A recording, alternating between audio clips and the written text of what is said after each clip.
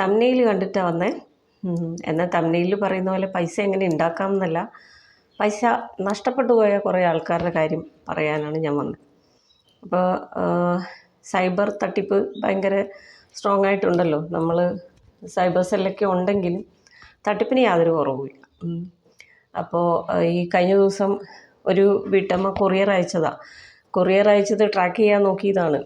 6000 രൂപ അങ്ങ് പോയി കിട്ടി.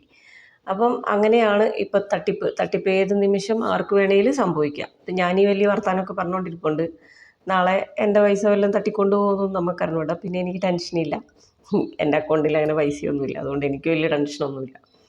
അപ്പോൾ ഞാനിത് പറയാൻ കാര്യം എന്താണെന്ന് വെച്ചാൽ, ചിലർ അറിഞ്ഞുകൊണ്ട് പോയിട്ട് ഈ തട്ടിപ്പിനകത്ത് തല വെച്ച് കൊടുക്കും, ചിലരറിയാതെ. ഇപ്പോൾ ഈ വീട്ടമ്മ എന്ന് പറഞ്ഞപ്പം 6000 രൂപ നഷ്ടപ്പെട്ട അവർ കൊറിയർ ട്രാക്ക് ചെയ്യാനായിട്ട് ലിങ്കിൽ കയറിയതാണ്. അതിൽ ഉണ്ടായിരുന്ന അത് വെച്ചിട്ടാണ് അവർ പറ്റിക്കപ്പെട്ടിട്ടുള്ളത്. അല്ലാതെ ഒത്തിരി പേര് പൈസ ഡബിൾ ചെയ്യാം, പെട്ടെന്ന് റിച്ചാവാം എന്നൊക്കെ പറഞ്ഞിട്ട് അത്യാവശ്യം നല്ല പൈസയൊക്കെ ഉള്ള ആൾക്കാരൊക്കെ ആയിരിക്കും. അല്ലാതെ വലിയ എമൗണ്ടൊന്നും ആരും കൊണ്ട് ഇതിലൊന്നും ഇടത്തില്ലല്ലോ. നമ്മൾ കടമൊന്നും മേടിച്ചിട്ടൊന്നും പൈസ കൊണ്ട് ഇടൂലല്ലോ. നമ്മുടെ അക്കൗണ്ടിൽ കിടക്കുന്ന പൈസയൊക്കെ എടുത്തിട്ടായിരിക്കും ഡബിൾ ചെയ്യാമെന്നും പറഞ്ഞുകൊണ്ട് ഇടുന്നത്. അപ്പോൾ ഡൽഹിയിലൊരു ഡോക്ടർ അങ്ങനെ ഡബിൾ ചെയ്യാനിട്ടതാണ്. 40 ലക്ഷമാണ് പോയി കിട്ടിയത്. കുറച്ച് നാളായി, അത് 5-6 മാസത്തോളമായിട്ടുണ്ട്. പക്ഷേ ആരും ഈ നാണക്കേടൊന്നും വിചാരിച്ചിട്ടൊന്നും പുറത്തു പറയില്ല. അപ്പോൾ പലർക്കും അതാ സംഭവിക്കുന്നത്. ഈ പ്രവാസികളിലെ അവർ അവിടെ നിന്ന് ജോലിയെല്ലാം മതിയാക്കി നാട്ടിൽ വന്ന് അപ്പോൾ കുറച്ച് കയ്യിൽ എന്തെങ്കിലും സേവിങ്സ് ഒക്കെ ഉണ്ടാവും. ഇതൊക്കെയാണ് എടുത്തിട്ട് ഇവർ ഇൻവെസ്റ്റ് ചെയ്യുന്നത്, ഈ പൈസ ഡബിൾ ചെയ്യാനേ. അവസാനം എന്ത് പറ്റും? ഡബിളും ഇല്ല, ത്രിബിളും ഇല്ല, 0 ബാലൻസിൽ വീട്ടിൽ കുത്തിയിരിക്കുക. ഇതെന്തോരം പറഞ്ഞാലും ഇതെന്താ ആർക്കും മനസ്സിലാവാത്തത്? ഈ ഇങ്ങനത്തെ എന്തോരം കേസാണെന്നറിയോ പേപ്പറിലും ന്യൂസിലൊക്കെ വരുന്നത്? എത്രയോ കേസ് റിപ്പോർട്ട് ചെയ്യുന്നു ഡെയിലി വൈസ്. ഞാൻ ഡെയിലി പേപ്പർ വായിക്കുന്ന ആളാണ്. ഡെയിലി ഉണ്ടാവും പേപ്പറിൽ, ഇന്ന പോലെ പൈസ, ഇന്നയാളുടെ പൈസ പോയി, 20,000 രൂപ പോയി, 20 ലക്ഷം പോയി എന്നൊക്കെ പറഞ്ഞിട്ട് എന്തോരം ന്യൂസാണ് വരുന്നത്. എന്നാലും സെയിം പാറ്റേണിൽ പറ്റിക്കപ്പെടാനായിട്ട് നമ്മൾ നിന്ന് കൊടുക്കുക. അതിൽ സ്ത്രീയെന്നോ പുരുഷനെന്നോ ഒന്നും വ്യത്യാസമൊന്നുമില്ല. അല്ലെങ്കിൽ പഠിച്ച ആളെന്നോ പഠിക്കാത്ത ആളോ ഇതൊന്നുമില്ല. എല്ലാവരും പോയിട്ട് അതിനകത്ത് തലവെച്ച് കൊടുക്കുകയാണെന്നുള്ളത്. പിന്നെയും എനിക്ക് തോന്നുന്നു ഈ അത്ര വലിയ രീതിയിൽ ജോലിയോ ശമ്പളമോ ഒന്നും ഇല്ലാത്തവരൊന്നും ഇതിൽ നിൽക്കുന്നില്ല. അവർക്ക് അതിനൊന്നും സമയമില്ലാത്തത് കൊണ്ടാണോ എന്തോ. അല്ലാതെ ഇപ്പം മിക്കവാറും ഇതിൽ പോയി വീഴുന്നത് ഈ ഡോക്ടർമാർ, എൻജിനീയർമാർ, ഇതുപോലെ പ്രവാസികൾ, അങ്ങനെയൊക്കെയുള്ളവരെയാണ് നമ്മൾ കണ്ടിട്ടുള്ളത് ഇത് പോയിട്ട് തലവെച്ച് കൊടുക്കുന്ന ആൾക്കാർ. പിന്നെ ഈ എന്താ പറയണ്ടേ, ഇപ്പം ഇതിപ്പോൾ ഞാൻ പറയാനുണ്ടായൊരു കാര്യം എന്ന് വെച്ചാൽ, നമ്മൾ ഓരോരുത്തരുടെ വാക്ക് കിട്ടി, ഈ ഇൻഫ്ലുവൻസേഴ്സ് ഉണ്ടല്ലോ, സോഷ്യൽ മീഡിയ ഇൻഫ്ലുവൻസേഴ്സ്, ചിലർ വന്നിട്ട് പറയും ഈ പ്രോഡക്റ്റ് വാങ്ങൂ, ഇതിട്ടിട്ടാണ് എൻ്റെ സ്കിന്ന് കണ്ടോ തിളങ്ങുന്ന കണ്ടില്ലേ, അല്ലെങ്കിൽ എൻ്റെ ഹെയർ കണ്ടോ വളർന്നത്, ഞാനിത് ഉപയോഗിച്ചിട്ടാണ്, നല്ലതാണെന്നൊക്കെ. അപ്പം നമ്മൾ ചിന്തിക്കണം, ഇത് ഇവരെപ്പോഴെങ്കിലും ട്രൈ ചെയ്തിട്ടാണോ നമ്മളോട് ഇത് വന്ന് പറയുന്നത്?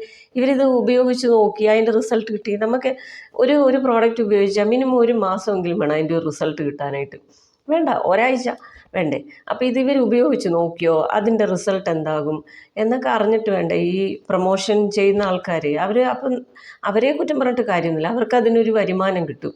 പക്ഷേ ആ പ്രൊമോഷൻ കണ്ട് അത് ചെയ്യുന്ന നമ്മളെ കുറ്റം പറഞ്ഞാൽ മതി, നമ്മൾ ചിന്തിച്ചാൽ മതി അത് ചെയ്യണോ വേണ്ടയോ എന്നുള്ളത്. ഇപ്പം കഴിഞ്ഞ ദിവസം ഇതേപോലെ ഒരു ഇൻഫ്ലുവൻസർ, അവരാരാന്നൊക്കെ നിങ്ങൾക്ക് അറിയായിരിക്കും, ഇൻഫ്ലുവൻസറുടെ അടുത്ത് ഒരാൾ ഇങ്ങനെ പൈസ ഇൻവെസ്റ്റ് ചെയ്തിട്ട് അവർക്ക് പ്രോഫിറ്റ് ഒന്നും കിട്ടുന്നില്ല, അപ്പോൾ എന്താ ചെയ്യേണ്ടത് എന്നൊക്കെ ചോദിച്ച് അവരോട് ചോദിച്ചിട്ടുണ്ടായിരുന്നു. അപ്പോൾ അതിന് അവർ റിപ്ലൈ ചെയ്തത് വീഡിയോ ആയിട്ടിട്ടേക്കുവാണ്. നിങ്ങൾ ഇന്ന ആളെ കോണ്ടാക്ട് ചെയ്യൂ, അയാൾ നമുക്ക് മണി ഡബിൾ ചെയ്യാനുള്ള അഡ്വൈസൊക്കെ തരും. അപ്പോൾ അയാളെ കോണ്ടാക്ട് ചെയ്ത് കഴിഞ്ഞാൽ നിങ്ങൾക്ക് നല്ലതാണ്, എന്തിനാണ് വെയിറ്റ് ചെയ്യുന്നത്, പോകൂ, അത് ചെയ്യൂ എന്നൊക്കെയാണ് പറയുന്നത്. അപ്പോൾ പിന്നീട് ആണ് മനസ്സിലാവുന്നത് അത് അത്ര ജെന്യൂൻ അല്ല. ഇവർ ജെന്യൂൻ ആണെന്നാണ് വീഡിയോയിൽ ആദ്യം പറയുന്നത്. പിന്നെ മനസ്സിലായി, പിന്നെ ഓരോരുത്തർ റിയാക്ഷനൊക്കെ ഇടാൻ തുടങ്ങി. റിയാക്ഷൻ വീഡിയോസൊക്കെ ചെയ്ത് കഴിഞ്ഞപ്പോൾ മനസ്സിലായി, ഈ ഇൻഫ്ലുവൻസർക്ക് മനസ്സിലായി ഇത് ജെന്യൂൻ അല്ല. അപ്പോൾ എന്ത് പറ്റി? ഇൻഫ്ലുവൻസർ വന്നിട്ട് വേഗം പറയാം, സോറി, അത് ജെന്യൂൻ അല്ലായിരുന്നു, നിങ്ങളതിൽ പൈസ ഇൻവെസ്റ്റ് ചെയ്യരുത്, ഞാൻ ശരിക്കും എനിക്ക് അതിനെക്കുറിച്ച് അറിയില്ലായിരുന്നു. അപ്പോൾ ഒന്ന് ആലോചിച്ച് നോക്കി, ഈ ഇൻഫ്ലുവൻസർക്ക് ഇതിനെക്കുറിച്ച് വലിയ പിടിയില്ല, അവരിതിനകത്ത് പൈസ ഇൻവെസ്റ്റ് ചെയ്തിട്ടുമില്ല, എന്നിട്ട് മറ്റുള്ളവരോട് പറയുകയാണ് നിങ്ങൾ യാതൊരു ടെൻഷനും വേണ്ട, ഇത് നല്ലതാണ്, നിങ്ങളിത് ചെയ്തു എന്ന് പറഞ്ഞിട്ട് നമ്മളെ പറഞ്ഞു വിടുകയാണ്. അപ്പോൾ അതിൽ ഇൻവെസ്റ്റ് ചെയ്ത ആളുടെ അവസ്ഥ ഇപ്പോൾ ഇൻവെസ്റ്റ് ചെയ്തെന്ന് വെച്ചോ, ഇവരുടെ വാക്കും വിശ്വസിച്ച് അതിനകത്ത് പൈസ ഇൻവെസ്റ്റ് ചെയ്തു. ആ പൈസ പോയത് തന്നെയല്ലേ. ഇൻഫ്ലുവൻസർ എന്താ ചെയ്തേ, വന്നിട്ട് സോറി അബദ്ധം പറ്റി, നിങ്ങൾ എന്നോട് മാപ്പാക്കണം എന്ന് പറഞ്ഞു പോയാൽ അവരുടെ പണി കഴിഞ്ഞു. പക്ഷേ അതിൽ പൈസ ഇട്ട ആളിൻ്റെ അവസ്ഥ എന്തായി, പോയോ? അപ്പം അത്രയേ ഉള്ളൂ. ഇത് നമ്മൾ ആര് പറഞ്ഞാലും അല്ലെങ്കിൽ ആര് നമ്മളോട് ഇപ്പം എന്താ പറയുക, ഈ ഓരോ ലിങ്കിൽ ക്ലിക്ക് ചെയ്യാനും അല്ലെങ്കിൽ ഇന്ന പോലെ ചെയ്താൽ നിങ്ങൾക്ക് ഇന്ന ബെനിഫിറ്റ് ഉണ്ട് എന്നൊക്കെ പറഞ്ഞാലും അതിലൊക്കെ ചെന്ന് വീഴുന്നതിന് മുന്നേ ആലോചിക്കുക.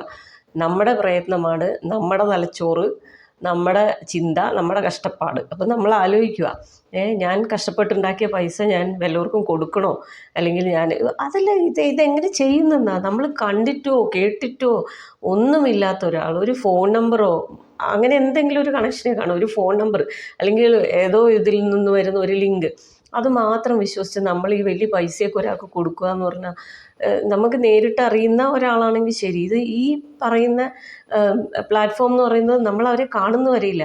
അവരുടെ കയ്യിൽ നിന്ന് കിട്ടുന്ന ആ ഫോൺ നമ്പർ സ്വിച്ച് ഓഫ് ആയാൽ തീർന്നു നമ്മുടെ പൈസയുടെ ഗ്യാരണ്ടി. എന്നിട്ട് എന്തിനാണ് ഇതിലെല്ലാം കൊണ്ട് പൈസ ഇടുന്നതെന്നാണ്. ഈ ട്രേഡിങ്ങിൻ്റെ കേസ് എന്നൊക്കെ പറഞ്ഞു കഴിഞ്ഞാൽ അതിലെപ്പോഴും അവർ ഭയങ്കര സ്പീഡിൽ പറയുന്ന കേൾക്കാം, ലാഭനഷ്ട സാധ്യതകൾ ഉണ്ട്. അപ്പോൾ പൈസ ഇൻവെസ്റ്റ് ചെയ്യുന്ന ഇങ്ങനത്തെ കാര്യങ്ങളിലൊക്കെ ഈ സാധ്യതയുണ്ട്. അപ്പോൾ ആ സാധ്യത നമ്മൾ സഹിക്കാൻ തയ്യാറുണ്ടെങ്കിലാണ് ഇതിലെല്ലാം പൈസ ഇൻവെസ്റ്റ് ചെയ്യേണ്ടു. അപ്പോൾ ഇത്രയും അറിയാതെ നമ്മൾ ഇട്ടാൽ നമുക്ക് ഇരട്ടി കിട്ടും എന്ന് മാത്രം വിചാരിച്ച് പൈസ ഇടാൻ നിൽക്കരുത്. ഇരട്ടി കിട്ടാനല്ല, ഇരട്ടി പോകാനും സാധ്യതയുണ്ട്. ട്രേഡിങ് പോലെയുള്ള കാര്യങ്ങളിൽ ക്യാഷ് നഷ്ടമാകാനും സാധ്യതയുണ്ട്, അതേപോലെ നല്ല ലാഭം കിട്ടാനും സാധ്യതയുണ്ട്. അപ്പോൾ ഇങ്ങനെയുള്ള കുരുക്കുകളിൽ മറ്റുള്ളവർ പറയുന്ന കേട്ട് പോയിട്ടൊന്നും ആരും പൈസ ഇൻവെസ്റ്റ് ചെയ്യാനൊന്നും നിൽക്കരുത്. ഞാനിപ്പോൾ ഇൻഫ്ലുവൻസറുടെ ഇത് കണ്ടുകൊണ്ടാണ് ഞാനിങ്ങനെ ഒരു കാര്യം പറഞ്ഞത്. നമ്മുടെ പൈസയാണ്, നമ്മുടെ അധ്വാനമാണ്. അത് എവിടെയും കൊണ്ടുപോയി ആർക്കെങ്കിലും കൊടുത്ത് കളയരുത്. സ്വസ്ഥമായിട്ട് ഉള്ള പൈസയെ കൊണ്ട് നന്നായിട്ട് ജീവിക്കുക, ചിന്തിച്ച് ചിലവാക്കുക.